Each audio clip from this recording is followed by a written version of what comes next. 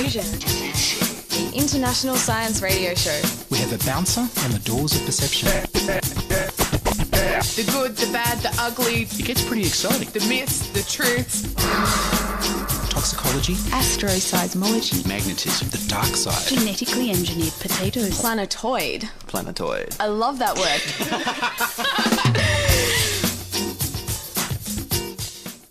Hello and welcome to Diffusion.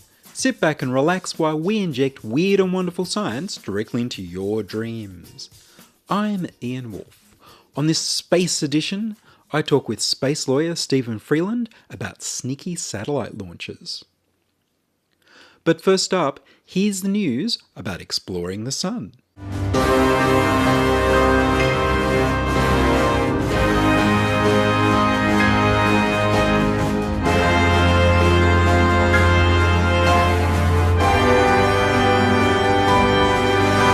Sunburn.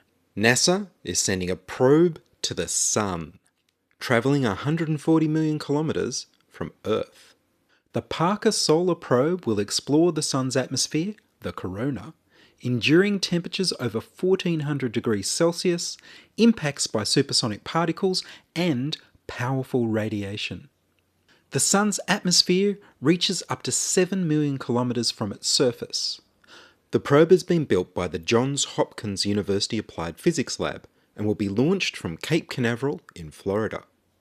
The probe will explore the mysteries of why the sun's atmosphere is hotter than its surface and why the solar wind speeds up. The Parker Solar Probe is the size of a small car. It will travel at 720,000 kilometers per hour around the sun and has cost $1.5 billion to build.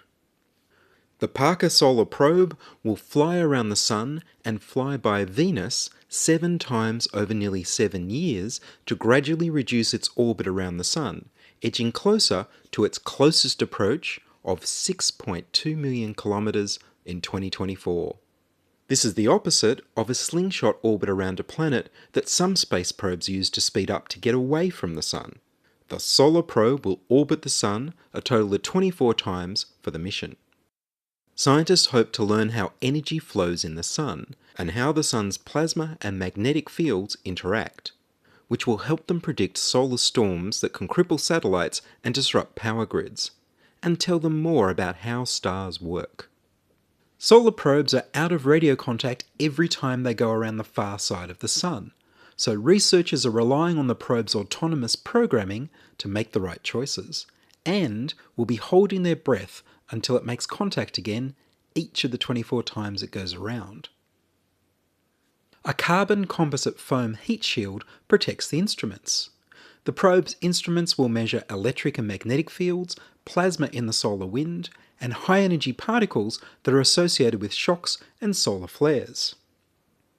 A white light imager will analyse the solar wind in front of the spacecraft, so scientists can see what the other instruments are about to detect. The Parker Solar Probe is named after astrophysicist Eugene Parker, who predicted high-speed solar wind.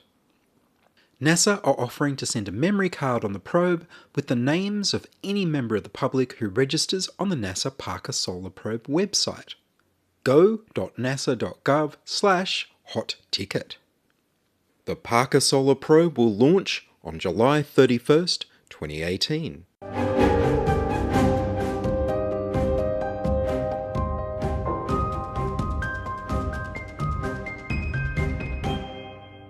You're listening to Ian Woolf on Diffusion Science Radio. Send emails to science@diffusionradio.com. We're brought to you across Australia on the Community Radio Network and podcast over the internet on www.diffusionradio.com.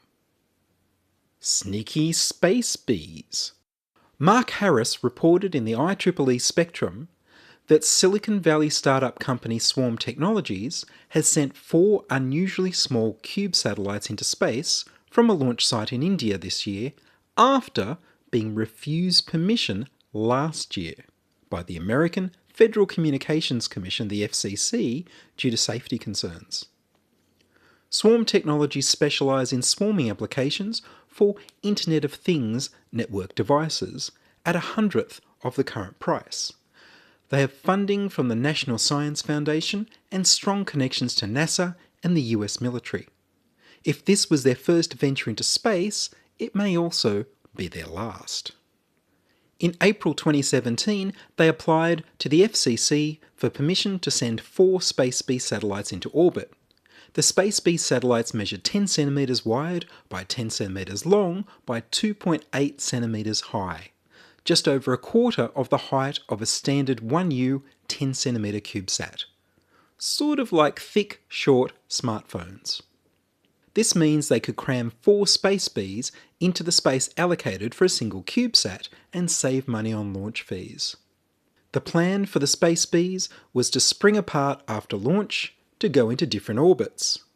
Remote area Internet of Things devices would collect their data and broadcast it to a solar-powered remote gateway. This would upload the data to the SpaceBee. The SpaceBee would send down the data when it was over the next gateway connected to the internet, where it could be relayed to users. In November 2017, 4 little SpaceBee satellites were delivered to the Spaceflight Company in Seattle, who in turn delivered them to the Antrix commercial space arm of the Indian Space Agency ISRO. The problem was that the SpaceBees were so small that they would be hard to track, and so hard to stop being hit by other spacecraft. To counter this, Swarm Technologies installed GPS and also a passive radar reflector. The Federal Communications Commission found that those weren't good enough to counter how hard SpaceBees are to track, so they dismissed the application in December 2017 after they'd been waiting in India. On January 8, 2018, Swarm Technologies applied to launch 4 regulation 10 centimetre cubed 1U CubeSats from New Zealand in April 2018. The FCC approved the mission. Swarm Technologies also applied to the FCC for permission to install 2 more downlink ground stations and up to 500 uplink gateways around the United States.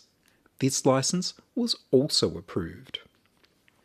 A mere 4 days later, on January 12, 2018, a Polar satellite launch vehicle launched from the east coast of India with several payloads from different companies, apparently including the 4 SpaceBees from Swarm Technologies. The Indian Space Agency ISRO described part of the payload as 4 two-way satellite communications and data relay devices from the United States. ISRO publicly noted that they had successfully reached orbit.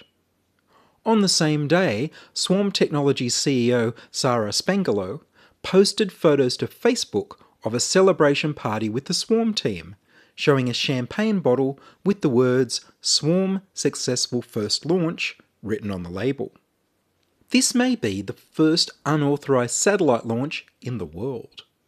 It looks like commercial space launch businesses have been working on an honour system, where they assumed that nobody would buy a launch for their payload unless they had the necessary licenses, so they never asked to see them. That time may be over. The SpaceBees would stay in orbit for 8 years before deorbiting and burning up in the atmosphere. Fast forward to March 2018, and these 2 applications by Swarm Technologies have been halted, while the Federal Communications Commission investigates whether the company has launched satellites without permission. The FCC believes they have launched and are operating the small SpaceBee satellites. Despite the FCC ban, on March 15th, Swarm was awarded an additional $740,000 by the National Science Foundation to continue its scientific experiments. Rocket Lab in New Zealand say they will only launch payloads that have the proper licenses, which means Swarm can't sneak another payload into orbit. Swarm Technologies would forfeit the Rocket Lab launch fee if the FCC don't restore their license. This would be a big loss for a little startup company. Why did they do it? Any chance it was a mistake? It's going to be hard for anyone to be persuaded it was a mistake when they held a party. Did they think the Federal Communications Commission wouldn't notice? Or that they could talk their way out of it and prove that the SpaceBees were safe? There's a real danger that the Federal Communications Commission will want to make an example of them so that other startups don't try to stick by the slogan, move fast and break things. The Indian Space Agency ISRO says it will now be much stricter in requiring American companies to show their paperwork before launching. Leo Labs, a commercial satellite tracking company, says their automated system was able to acquire and track the SpaceBees straight away, and they spot them once or twice each day. This is enough information to plot their orbits so that other spacecraft can avoid colliding with the SpaceBees. Amateur satellite watchers have so far been unable to pick up any signals from the SpaceBees, which suggests that Swarm Technologies are not operating or testing the little satellites. Perhaps Swarm Technologies can persuade the Federal Communications Commission that the SpaceBees can be tracked, and negotiate a smaller punishment, like a fine. If Swarm Technologies are found to have defied the ban, then the FCC could go as far as to revoke Swarm Technologies' license to even apply to operate in space. Sometimes it's better to seek permission than beg forgiveness. I know a space lawyer. Steven Freeland is Dean of the School of Law at Western Sydney University and is an expert on international space law. I spoke to Steven by Skype. I began by asking him, would this Swarm Technologies launch from India potentially just break American law, or would it also be illegal internationally?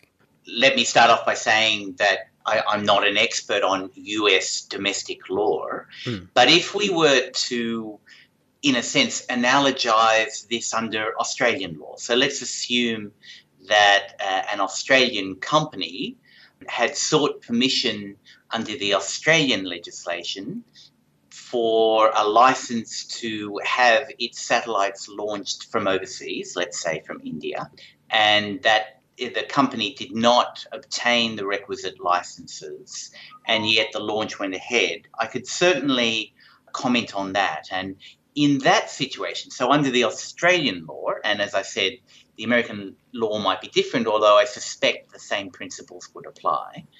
If that were to happen, if an Australian company were to operate in that way without the requisite licenses, the Australian legislation, which is known as the Space Activities Act, would deem that to be an offence under the Act. That is, undertaking an activity a space activity without the requisite licenses. And under the Space Activities Act, under the Australian legislation, there are sanctions. That may be fines, that might even be, depending on the circumstances, criminal sanctions as well. But we don't really need to go into the details. So the fact is that it's a question of domestic law, first and foremost, as to whether an organisation within the jurisdiction of a particular country acts in conformity with that country's domestic law. And at least the allegations raised in the article suggest that this company may have been in breach of American law. So that's an issue for American law, but it's got other consequences as well, because whether or not the company acts in accordance with American law, under the international legal regime governing space activities, if an American company, or if I again analogize, if this were an Australian company, undertakes a space activity and things potentially go wrong in space and there is a collision causing damage, then under the international regime, which the United States and Australia and essentially all of those countries that have space capability at the moment, they're all parties to a particular treaty which is called the Liability Convention. And under that regime, if something were to go wrong, then potentially the liability lies with the country itself, irrespective of whether the activity had the requisite license or not. So even though at the micro level, the legality depends upon US law as to the relationship between the United States government and the particular company, the fact that the US company undertook space activities leads to a potential, and it's only potential because there's no liability until there's damage, that leads to a potential liability under this international regime for the United States. And that's something that everybody needs to understand, that there is this international regime governing space activities, and therefore it's important for countries to, one, have domestic space law so that they can regulate those within their jurisdiction, and two, have domestic space law which can be enforced in some way so as to discourage people from doing what is alleged here, i.e. acting without the requisite licenses. Well, this is an interesting thing because it was launched from another country, from India. And correct. The objection that the FCC had was that they thought there was a really huge danger of collision because it's so hard to detect because they're unusually small satellites. I mean, the fact that it was launched from another country does not in any way lessen the potential for liability. Again, if I can analogize under the Australian legislation, where I am comfortable talking about, one of the Australian legislation has a series of different licenses that you would apply for depending on what you're doing.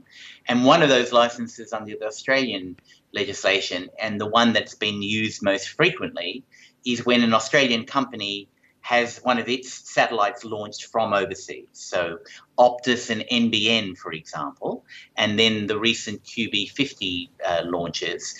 These were Australian, satellites owned by Australian companies that were launched from overseas.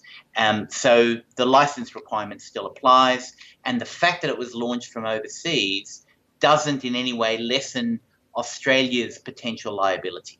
It also means that under this international regime, the state from where it is launched is also liable, because the liability under this regime can be for more than one country.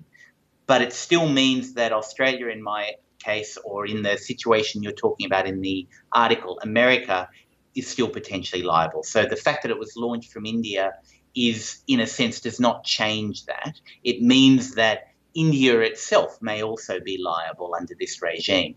Now, the other point to be made is the potentiality for collision. Of course, every year we send up many, many satellites, and of course, space is becoming more and more congested in various different orbits, and therefore the potential for collision, or as space technicians like to call it, conjunctions, increases. It will depend, of course, on where these particular satellites were launched into, what orbit, how long they'll be in orbit. If they're in relatively low Earth orbit and they're relatively small, then by the law of physics, it may well be that they will deorbit relatively quickly and burn up in the atmosphere, which of course means that, once that happens, there is no possibility of a conjunction taking place. So everything will depend on the detail, where they are, and we don't have any details of exactly where they are in space, because typically in the type of launch that is described in the article, where you have small satellites, essentially we call it piggybacking off a large satellite launch. So there was a launch, there was a big satellite, and then there were a whole range of smaller satellites in there that were thrust out at the same time that the large satellite was thrust out to go into its own orbit. You don't have as much control as to exactly what orbit they go into and where they are. And so it depends on where they are as to how long they'll remain in orbit, because the forces of gravity will have some effect. And if they're in really crowded orbits, then clearly the potential for a collision increases. And if they're in relatively uncrowded orbits, then, of course, conversely, the potential for collision is less, but it still exists to a certain degree. So everything will depend on the factual circumstances as to the actual risk. But under the liability regime, as I say, there is the potential liability. If I could just add one more thing, under this liability regime, as I said, there is the potential for liability.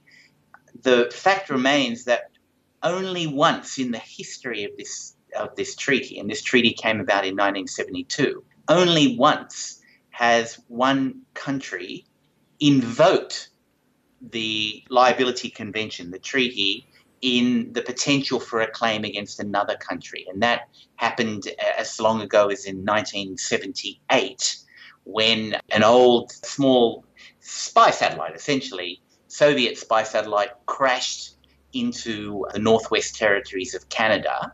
And when Canada invoked this and made a statement of claim against the Soviet Union, it actually mentioned the liability convention, and that particular episode was solved by negotiation. So the liability convention exists, but states don't invoke it. That's not to say that they won't in the future, of course. And so states have to be very careful when they put together their regime to make sure they understand that there's always this potential for liability. And my understanding is, of course, that these little satellites, being so hard to detect, even when they're active, when the batteries run out, they're very hard to detect. Even though they're small, they could do lots of damage. Absolutely. I mean, depending on the orbits that they are in, anything in orbit can be travelling as fast as 10, 12, 15,000 kilometres per hour. That's 8, 9, 10, 11, 12 kilometres per second. And so therefore, even something that's absolutely tiny has a massive kinetic energy force. And so something as tiny as a paint fleck had caused damage to the windscreen of a space shuttle. One of the space shuttles, when they were still flying, came back and it had indentations in its windscreen. And they realised that that was caused by a paint fleck. So had that been something more substantial than a paint fleck, then it would have destroyed the space shuttle. So yes, the potential for damage is very great given the kinetic energies that are involved.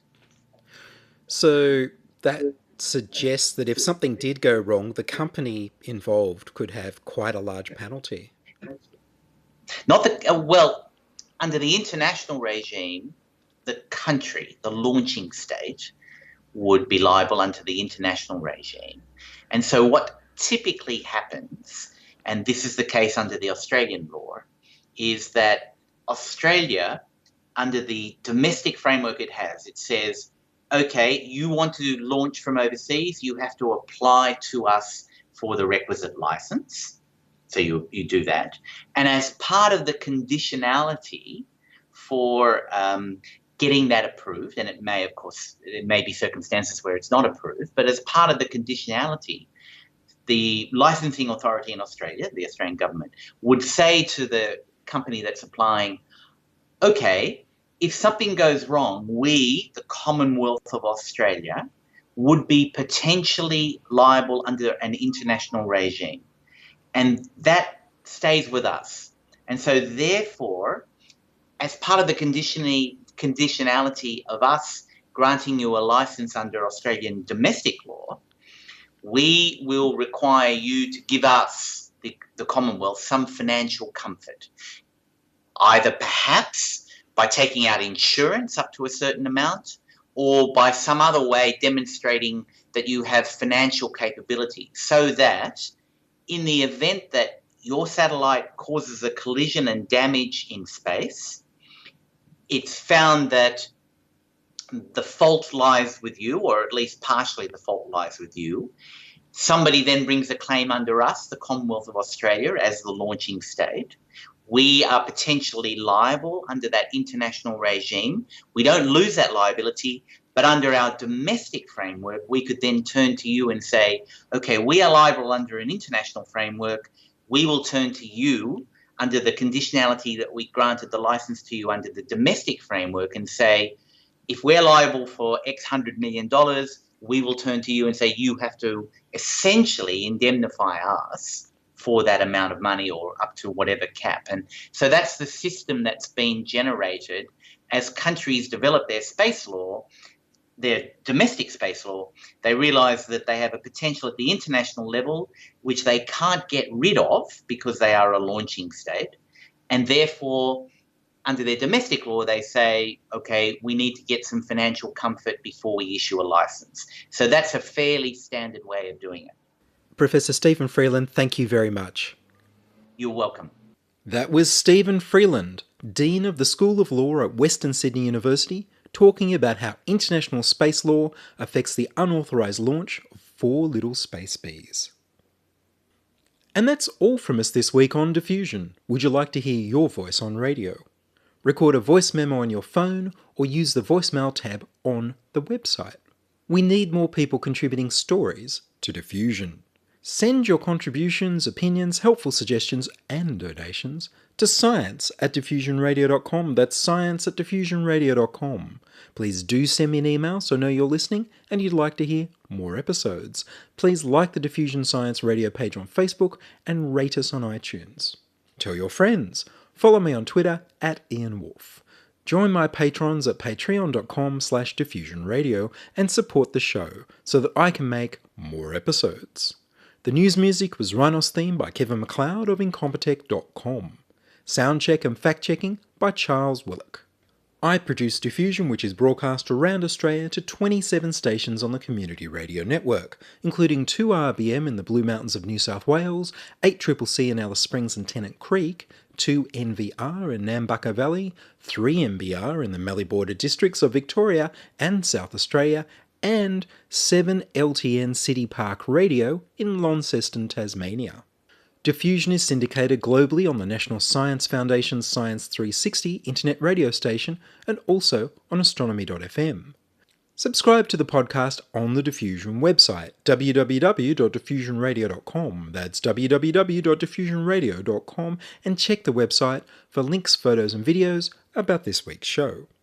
If you enjoyed the show, you can explore more than 900 previous episodes archived on diffusionradio.com, where the shows are labelled by keywords so you can focus in on the stories you want to hear. Subscribe to the Diffusion YouTube channel at youtube.com/c/diffusionradio. I'm Ian Woolf. Join us inside your audio device of choice for more science wondering next week on Diffusion Science Radio. Science is fun. It helps you to learn, to know, and to appreciate. When you study science, you may go on field trips. You discover the marvelous interrelationships between all living things. You learn to read the history of the Earth as it is written in rocks and fossils. You find out what makes things tick, everything from a molecule to a living organism. In the study of science is found the most useful and satisfying knowledge of man. Knowledge of his physical world, its past, its present, and its future. And in your moments of relaxation, now and in the years to come, you will find the study of science leading you into fascinating pursuits. Photography, collecting.